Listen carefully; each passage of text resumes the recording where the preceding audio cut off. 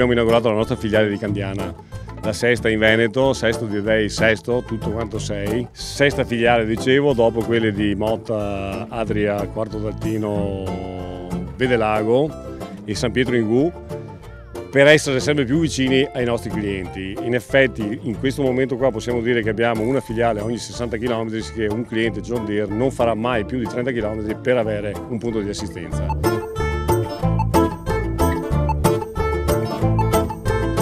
È stata costruita ascoltando le esigenze dei nostri clienti per venire incontro ai nostri clienti con sacrificio e con delle tempistiche un po' lunghette, ma ce l'abbiamo fatta, siamo qua operativi. Il Veneto è una terra vera, una terra che ha colonizzato l'Italia anche in giro per il mondo, da New York piuttosto che con tanti altri posti. Ci aspettiamo, data la volontà di lavoro che c'è qua, un sviluppo veramente importante. Il territorio è buono, la gente è sana e noi ci aspettiamo di crescere veramente bene con i nostri prodotti, prendendo un target di clientela sul taglio medio, piccolo, dove siamo un po' più latenti. E adesso, grazie all'assistenza, alla vicinanza del cliente, sicuramente lo portiamo a casa.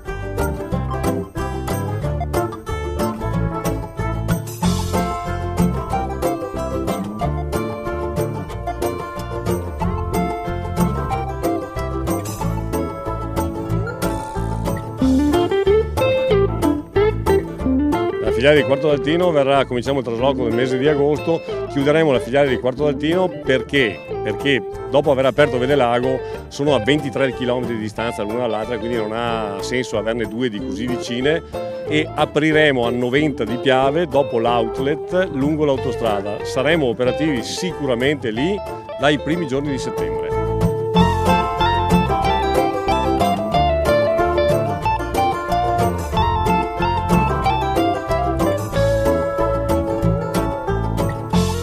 Sabato, domenica per le macchine stagionali, i ragazzi che rispondono al telefono anche il venerdì sera, il sabato, non lasciamo mai a piedi nessuno, macchine sostitutive, quindi ci diamo da fare per seguire le esigenze, anche perché le finestre temporali del meteo sono sempre più ristrette, per cui si lavora quando il meteo ce lo permette e non esiste sabato o domenica, insomma, ecco.